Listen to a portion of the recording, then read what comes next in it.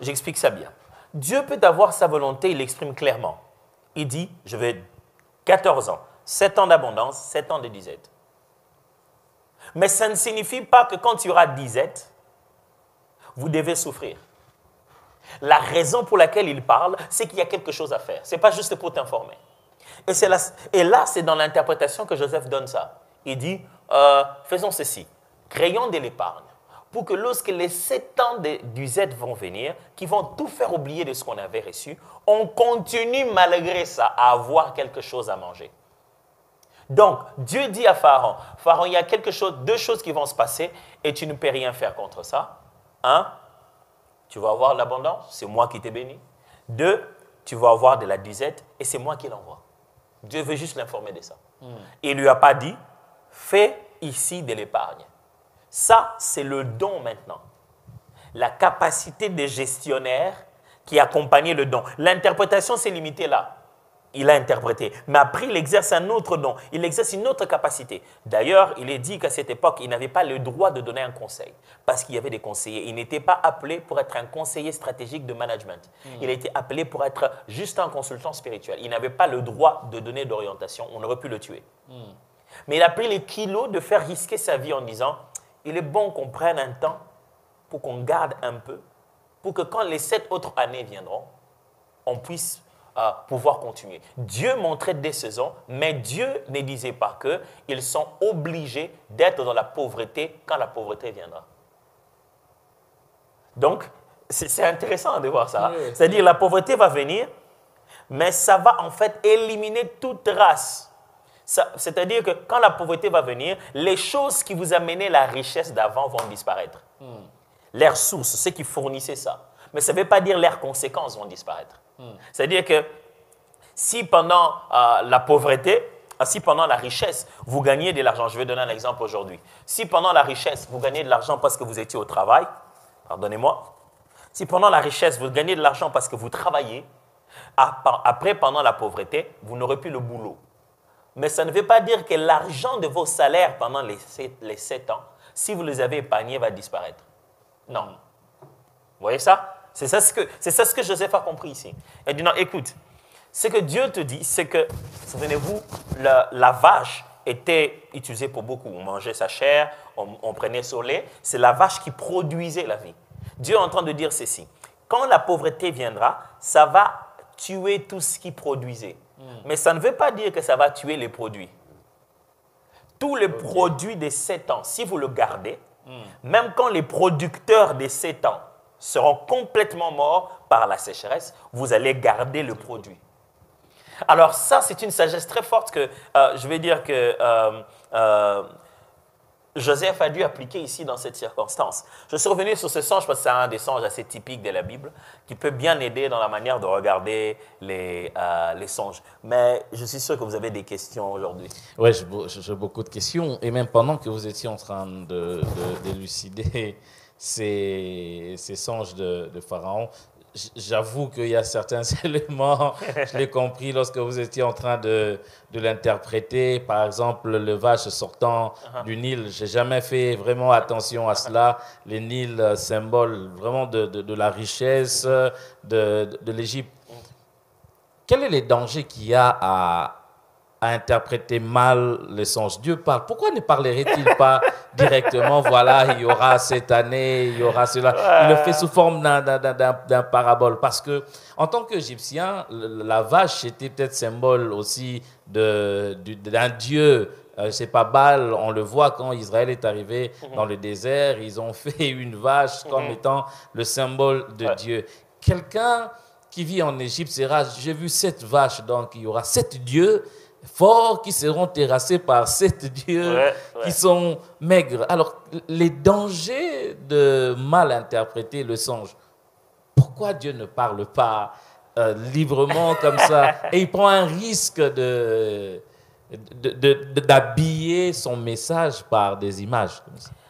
Alors, c'est très intéressant que tu en parles. Tu sais, justement, la vache chez les Égyptiens avait un tout autre symbole. Et tu verras dans cette histoire que Pharaon avait d'autres interprètes ou des conseillers spirituels. Et ils n'ont pas pu interpréter ça.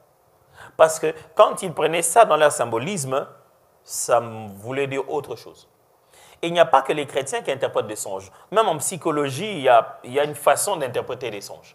Dans la psychothérapie, il y a une façon de suivre le songe, que ce soit dans la psychodynamique ou quoi.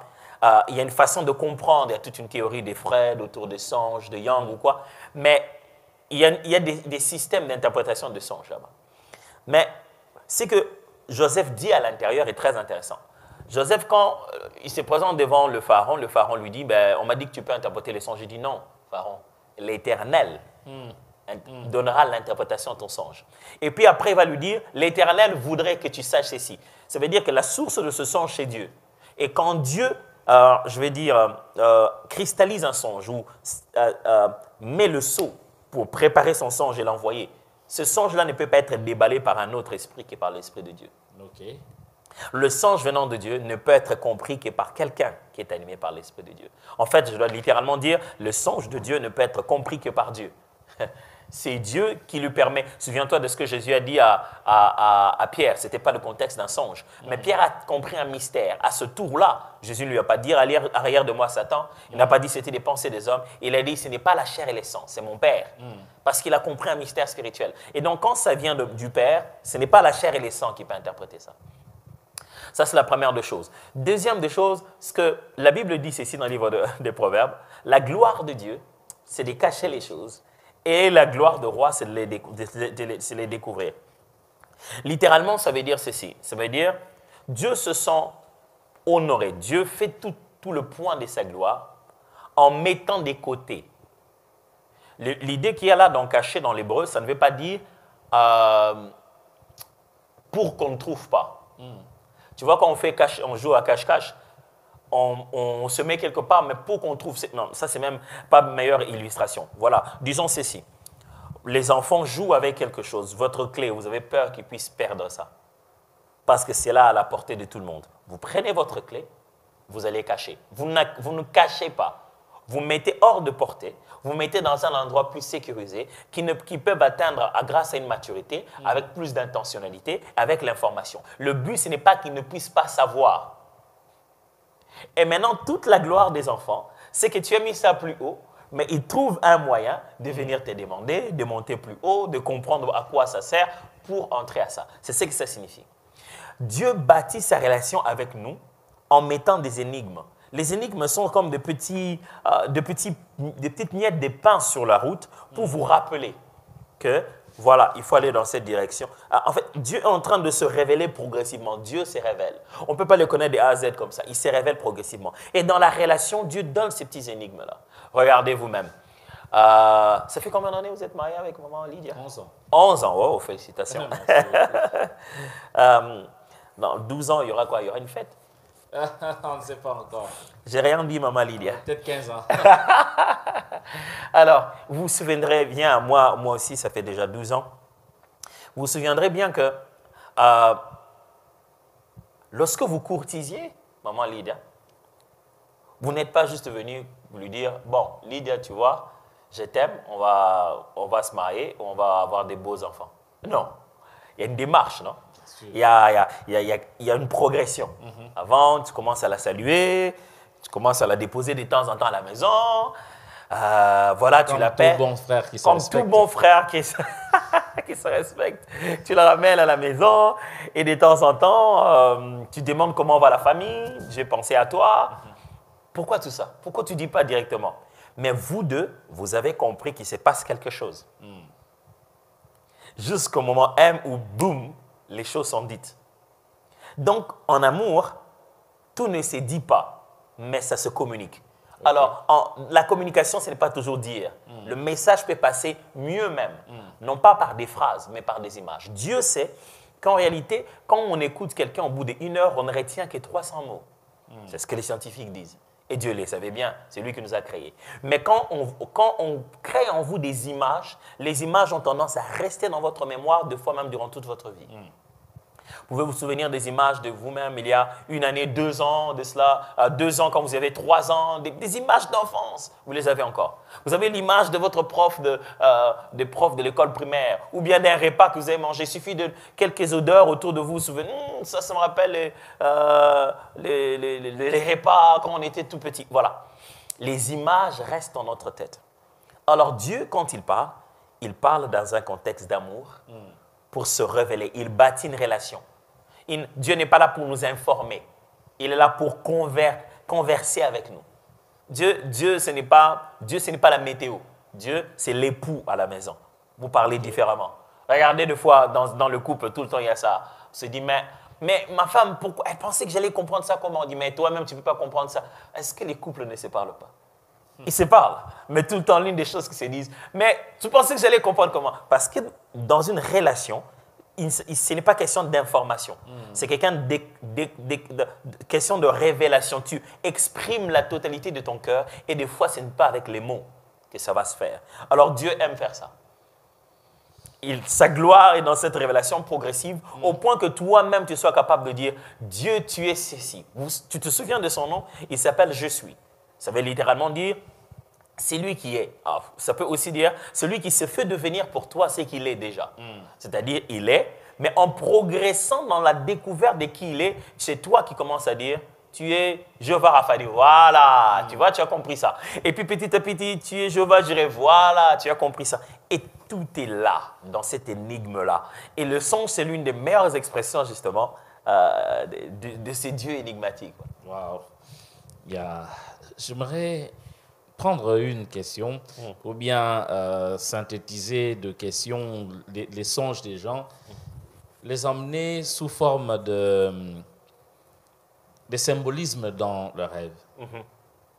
Je vois dans la plupart de rêves que les gens ont racontés, ils veulent savoir, par exemple, quand on se retrouve en train de voler dans le rêve. Il y a un qui a dit, pasteur, est-ce que je ne suis pas sorcier par hasard, se retrouve en train de voler dans le rêve. Il y a un autre qui dit, mais à chaque fois que je rêve, voilà, je suis en train d'épouser quelqu'un, une dame avec voile. Est-ce que vous pouvez nous expliquer un peu ces genres de symbolismes-là? On est en train de voler, il y a, par exemple, on a des enfants, on se marie. Tout à l'heure, vous avez parlé de manger. La plupart des fois, là, les gens ont peur lorsqu'ils rêvent qu'ils sont en train de manger. Dans le rêve, ils se disent, est-ce qu'on n'est pas en train de m'ensorceler? Est-ce que vous pouvez donner un peu quelques explications là-dessus? Ouais, c'est vrai. Alors, voilà ce qui arrive. Les choses pour lesquelles les gens craignent, être ensorcelés ou être en train... Ces choses-là, bien sûr, existent.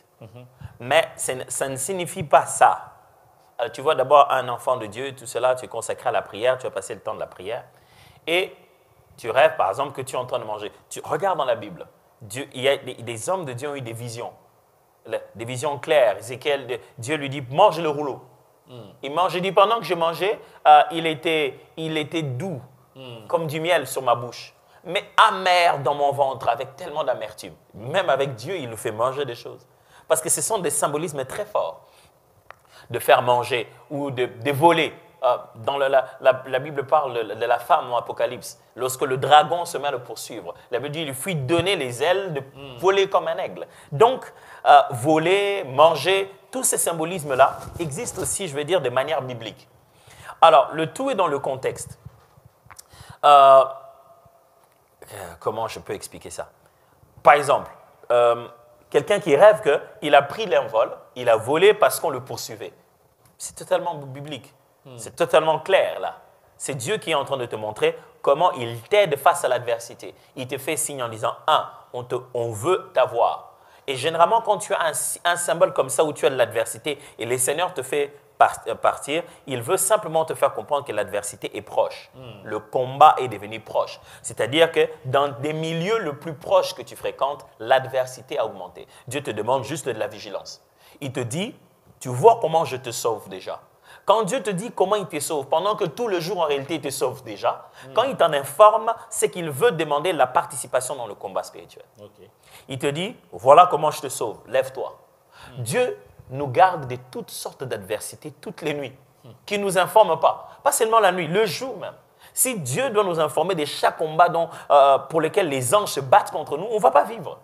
Mais quand Dieu vient t'informer sur un combat en particulier, c'est parce qu'il veut que tu puisses participer. C'est un combat pour lequel il veut que tu comprennes quelque chose dans le processus de la victoire. Il veut que tu te réveilles pour prier, il veut que tu participes.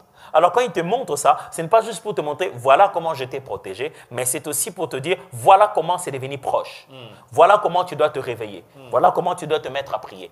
L'attitude, c'est que quand tu te réveilles, rends grâce. Ne t'étonne pas d'avoir volé. Dans le songe, on fait des choses qu'on ne fait pas dans la vie physique. Regardez, José parle de songe de Pharaon. Les gens mangent, les vaches mangent d'autres vaches. Impossible. Dans la vie réelle. Mais ça s'est fait.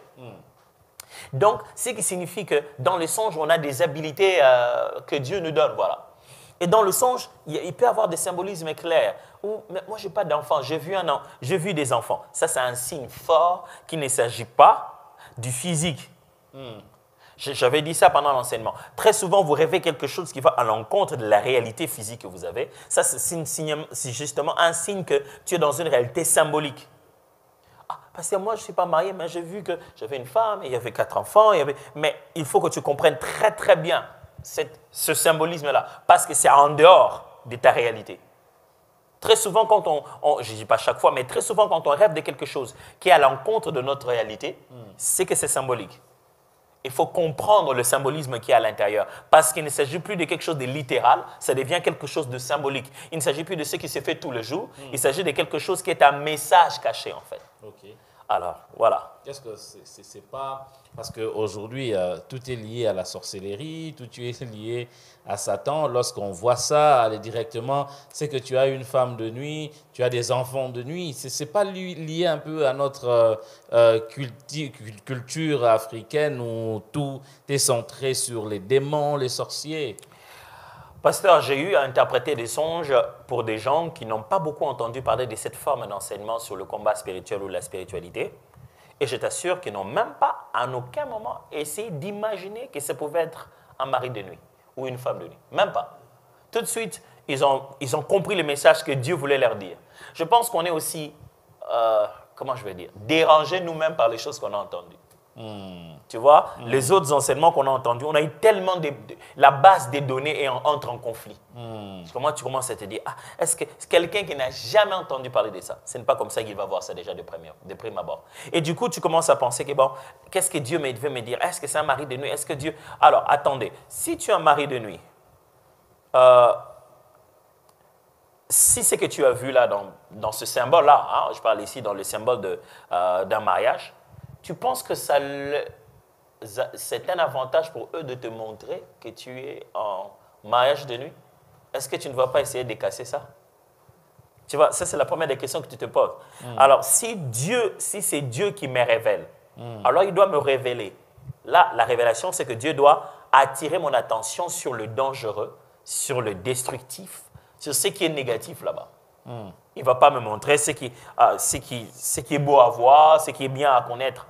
Alors, plus on prendrait le temps à lire les Écritures, plus on comprendra en réalité ces symbolismes. On devrait arrêter d'emprunter nos symboles des témoignages de gens qui étaient dans le monde occulte. Ok. Ouais. Gloire à Dieu. Ouais. Pasteur, je crois qu'il faudrait vraiment qu'avec le temps, vous puissiez écrire un livre sur Divinement Averti. Je m'efforce. Il y a tellement de choses. Et parce que les gens ne cessent pas de poser de questions sur leurs songes. Mais par contre, vous avez enseigné sur comment interpréter le songe, le langage de Dieu. Mais ils ne cessent pas de poser des questions. En bref, un peu, comment est-ce que les gens, parce que la série finit, ils vont aller ils seront sur YouTube, Facebook pour voir un peu les enseignements déjà donnés. Comment pouvez-vous les aider? Parce que vous avez enseigné sur comment interpréter un peu le langage de Dieu. Mais ils posent encore des questions sur, voilà, pasteur, j'ai rêvé ceci, qu'est-ce que cela veut dire? Est-ce un sentiment? Voilà, allez, l'objectif a été atteint, l'objectif sera atteint. Ou comment faire pour que les personnes s'auto-prennent en charge en comprenant leurs songes? Ça, franchement, pasteur, c'est une bonne chose. La première dimension, c'est que Dieu a fait des dons à plusieurs personnes. On aura toujours besoin des uns des autres, ça c'est clair. Mais une des choses qui est sûre, c'est que moi, essayer d'imaginer que je veux me mettre à interpréter les songes de tout le monde, c'est déjà faire du mal au corps du Christ. C'est pour cette raison qu'on enseigne. Le but de l'enseignement, le but du ministère, la Bible dit dans Éphésiens chapitre 4, verset 11, en finissant, la Bible dit c'est pour le perfectionnement de saints en vue de l'œuvre du ministère. Nous avons reçu ce ministère, cet appel pour perfectionner, améliorer. C'est-à-dire si tu ne savais pas bien interpréter tes songes, après l'enseignement, après que j'ai exercé mon ministère, je dois te perfectionner dans ta façon d'interpréter les songes. Pas devenir l'interprète. Être appelé au ministère, je suis pasteur, pour vous perfectionner dans l'exercice du ministère. Vous perfectionner à interpréter le songe. Alors, quand vous ne vous perfectionnez pas en interprétant le songe, moi je me pose mille et une questions. Tu vois, je me dis, est-ce que j'ai bien enseigné? Est-ce que c'était clair? C'était pas clair? Je ne suis pas en train de dire que je refuse qu'on me demande ou qu'on exerce un don quelconque, non. Mais je suis en train de dire que le but de l'enseignement, c'est vous perfectionner. Alors, je vais reprendre une chose que j'ai dit durant la série. Apprenez à travailler le caractère et développer le don. Okay. Alors, qu'est-ce qui se passe? Les gens ont tendance à travailler le don et développer le caractère. Ils se disent, le caractère va se développer par lui-même, petit à petit. Je vais bosser le don. Or, en réalité, il faut travailler tout le jour pour avoir un bon caractère. C'est-à-dire, il faut imposer à ton âme à recevoir les vérités des Écritures. Okay. Parce que toute interprétation et toute compréhension du langage de Dieu dépend de là où tu te tiens dans ta relation avec lui. Ce que ma femme comprend de ce que je dis, ce n'est pas la même chose que quelqu'un qui ne me connaît pas comprend. Ce n'est pas la même chose que quelqu'un comprendrait sur Facebook. Je peux mettre 3 phrases. Mes amis, mes proches comprennent mon intention. Mais un analyste, un journaliste peut faire des analyses incroyables. Il ne me connaît pas. Alors, quand on travaille la relation avec Dieu, les caractères, on s'y met intentionnellement à être transformé à l'image de Christ, on commence à écouter clairement Dieu. Le don se développe, il s'étudie. Vous devez étudier le don. Vous devez étudier ces langages de Dieu. Vous devez comprendre que le fait que Dieu parle, les songes en particulier, ce n'est pas un don spirituel d'ailleurs. Le songe, c'est un canal. Dieu parle même aux non-chrétiens. Moi, je viens de lire Pharaon, s'il n'était pas dans le peuple de l'Alliance. Dieu parle même aux non-chrétiens, quelqu'un qui a bu et qui vient de dormir sous l'ivresse. Il rêve un songe et le matin, ce qu'il a rêvé s'accomplit. Et des fois, les chrétiens sont fâchés. Ils disent non. Lui-même qui ne craint pas Dieu, il a des songes toujours qui se réalisent parce que les songes sont un canal. Ça ne démontre pas encore le degré de votre alliance avec Dieu et de votre relation avec Dieu. Mais quand tu as une relation, même la nature de songe, la qualité des songes change. J'ai vu ça dans ma relation avec Dieu. Des songes que j'avais avant et les types de songes que j'ai maintenant au fur et à mesure que je grandis dans ma relation, dans mon caractère, sont totalement différents. Même les contenus, les éléments énigmatiques ont changé. Tu sens que Dieu te donne d'autres types d'énigmes maintenant qui fait que quand je me réveille le matin, je sais ce qu'il veut. Ça cesse d'être « Ah, Dieu voulait quoi ?» Ça fait longtemps que je n'ai plus ces genres d'échanges-là. Où je me réveille le matin, je dis « Ah, Dieu voulait quoi? Qu'est-ce qu'il y avait ?» Ça me perturbe pendant beaucoup de mois. Ça, c'est devenu saisonnier. Mais le plus souvent, quand j'ai un rêve, je me réveille le matin, je sais ce qu'il veut. Je sais clairement ce que ça signifie. Alors pour moi, je vais encourager les frères et sœurs à se dire d'abord, c'est à moi que Dieu parle. Dieu ne parle pas aux interprètes de songes. Dieu ne parle pas aux autres frères et sœurs qui ont des dons d'interpréter les songes. Il vous parle à vous. Ne pensez jamais que ce n'est pas votre responsabilité si vous n'avez pas compris les songes. Donc, je n'ai pas compris les songes. Les pasteurs, j'avais même écrit un mail, il ne m'a même pas répondu. Donc, si quelque chose arrive, non. Il est possible qu'en réalité, vous-même, Dieu vous a placé des petits autres morceaux de puzzle dans votre vie pour comprendre ces songes-là. Prenez du temps dans la prière et prenez les songes au sérieux. Rentrez dans les enseignements, réalisez. Moi, quand j'ai un détail d'un songe que je n'arrive pas toujours à comprendre, je rentre dans mes notes, je relis. Je réétudie les autres songes bibliques et les autres prophéties bibliques. Je rentre dans mes cours, je dis, oh, ok, ça c'est intéressant. Je lis d'autres frères, je lis d'autres pasteurs, d'autres hommes de Dieu. Et je dis, oh, là, il a dit quelque chose de très fort. Ça m'a permis de comprendre tous les songes que j'avais eus la dernière fois. Alors, c'est important de savoir que le but de Dieu, c'est que vous puissiez comprendre le songe. Et non pas que vous puissiez nous l'envoyer à nous, mais vous puissiez grandir. Et si vous voulez grandir dans la façon de comprendre le songe, bâtissez d'abord un caractère. Deuxièmement, travaillez de sorte à progresser vous-même. Prenez les notes, écrivez vos notes, écrivez votre songe, regardez votre songe, réalisez la vidéo. Ok, s'il a dit ça quand je regarde mon songe, donc ça veut dire ça. Soyez intentionnel. Le processus au début va vous sembler un peu lent, mais au fur et à mesure que vous le faites, vous allez commencer à avoir rapidement la capacité de réfléchir sur les questions autour de l'enseignement. Parmi les tout derniers enseignements que je donnais là, où j'expliquais au tableau, j'expliquais les questions qu'on pose à un songe. Comment on questionne le songe. Vous allez commencer à avoir un réflexe rapide de questionner les songes. Qui, comment, quand, où, rapidement. Quand vous avez des réponses à ça, tout est compris. Quand on regarde le songe que j'ai lu aujourd'hui, celui de Joseph, de Pharaon, on peut poser toutes les questions. Qui? Pharaon. Où? Devant le Nil. Quoi? Les vaches. Combien? 7. Vous voyez, quand vous posez ces questions-là, ça vous donne les détails de votre songe. Et quand vous regardez votre songe en face, alors vous pouvez commencer à le comprendre. Pasteur, toujours en revenant sur le songe de Pharaon, Joseph dit à Pharaon, vous avez vu cela 2 fois, ouais. Cela veut dire que Dieu s'est décidé à le faire. Est-ce qu'il peut y arriver aussi, on a dit divinement averti, est-ce qu'il peut arriver aussi que Dieu montre et par notre comportement, notre attitude, pas qu'on annule, mais on pose des actions qui fait que Dieu puisse se dire, bon, comme il a compris, je ne veux pas le faire. Oui, ça dépend de la nature du songe. Quand Dieu vous montre un songe, que j'expliquais ça pendant l'enseignement, quand Dieu vous montre un songe qui est dans sa volonté parfaite, dans son dessein, il dit, voici ce qui va se faire. Par exemple, Dieu vous montre un songe, vous dit, bon, il vous montre que vous êtes dans un pays ailleurs, vous parlez une autre langue.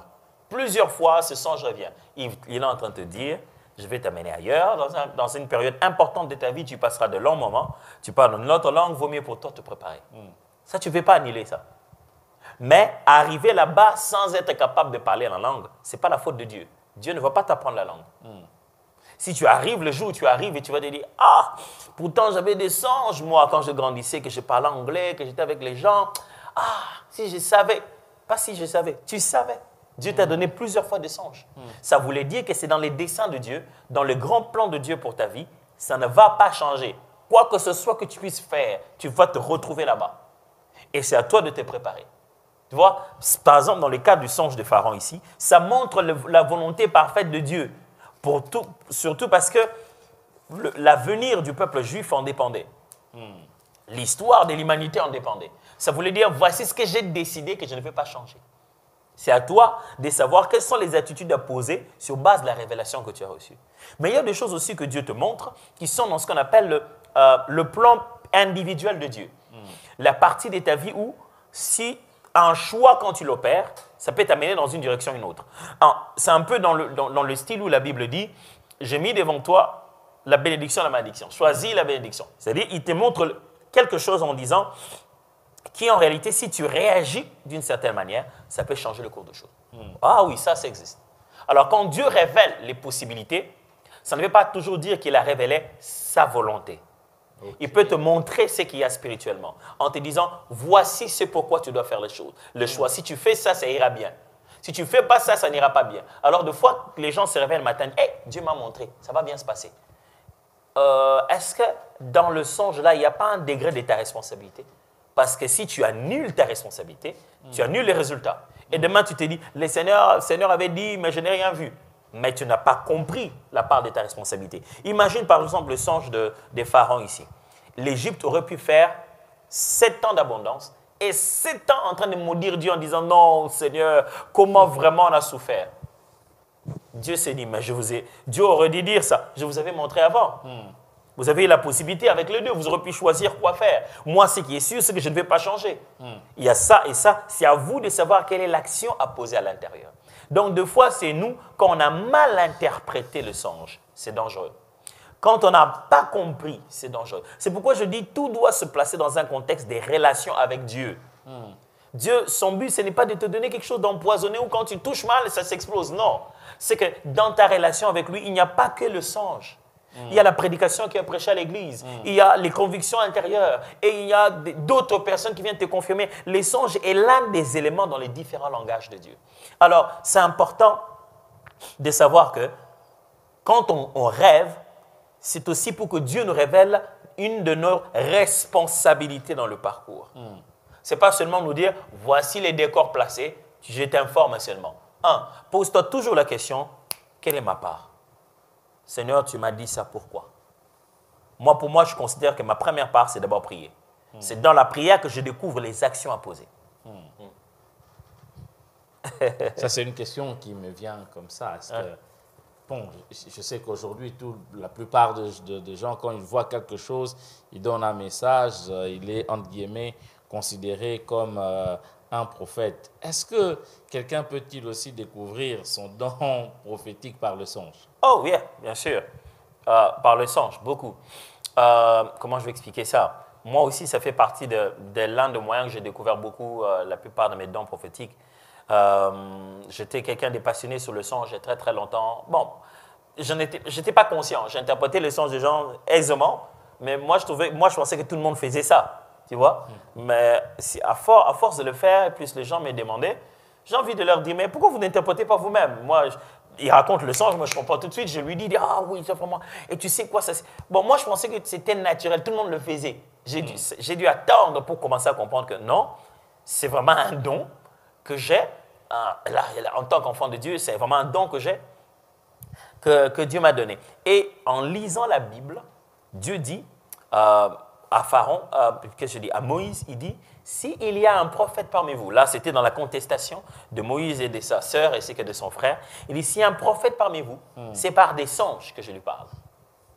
Et dans Jérémie, il dit, y a-t-il un prophète parmi vous qu'il prophétise ce que je lui ai dit, qu'il donne le songe que je lui ai dit. Il y a même un terme en hébreu pour pouvoir parler des songeurs, des prophètes qui rêvent, ceux qui reçoivent le message prophétique par des songes. Certaines des prophéties bibliques que nous avons ici, certaines des visions, sont des visions nocturnes, des visions en sommeil.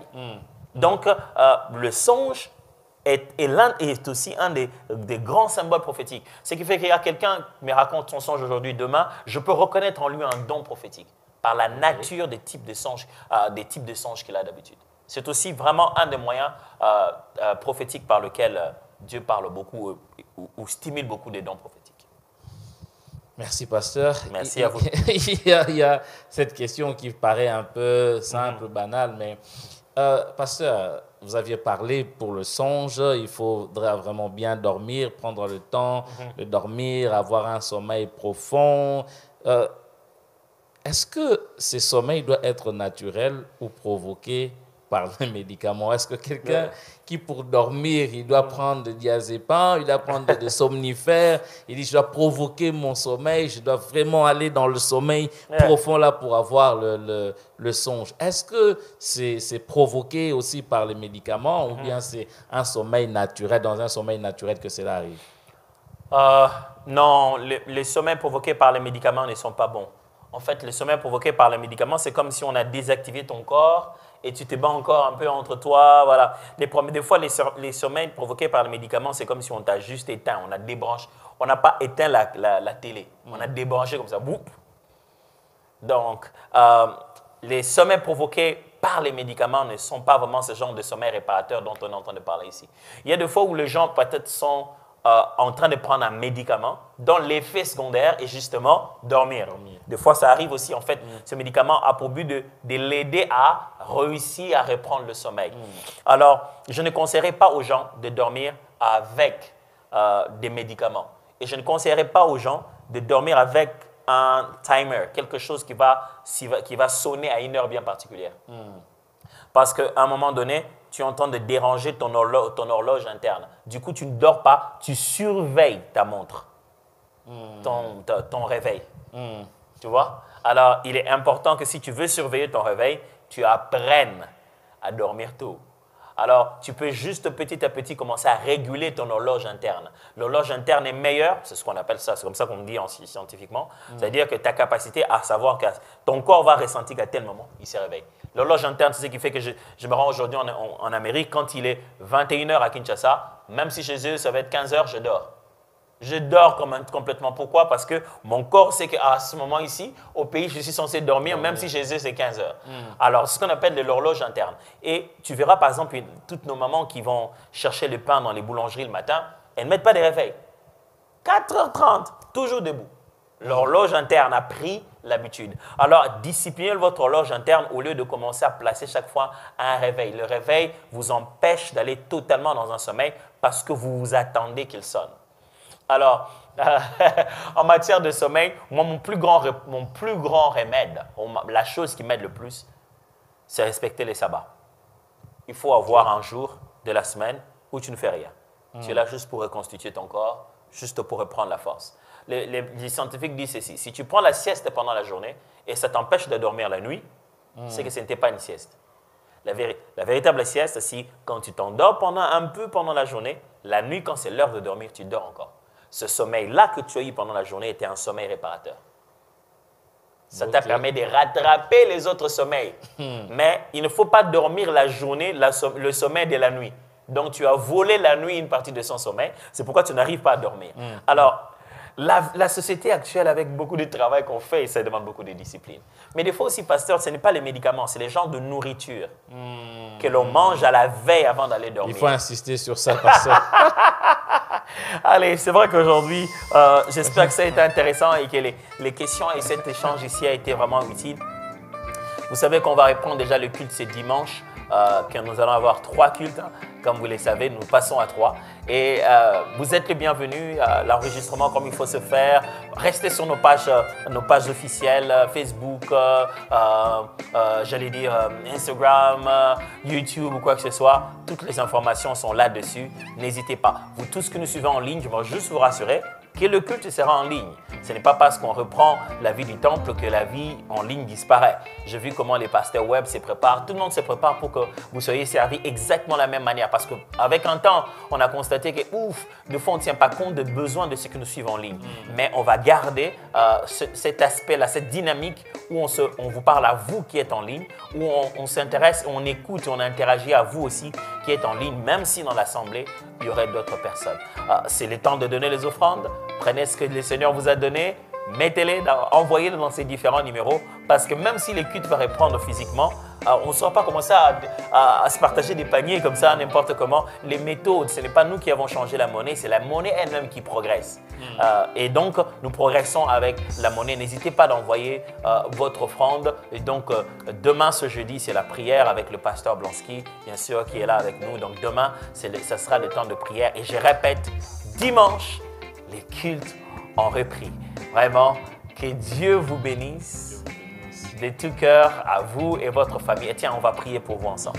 Père de gloire, merci pour ces bien-aimés qui ont été avec nous durant tous ces temps où il n'y avait plus de culte, jusqu'à aujourd'hui, qui sont restés fidèles et qui le resteront même quand on aura repris le culte au temple.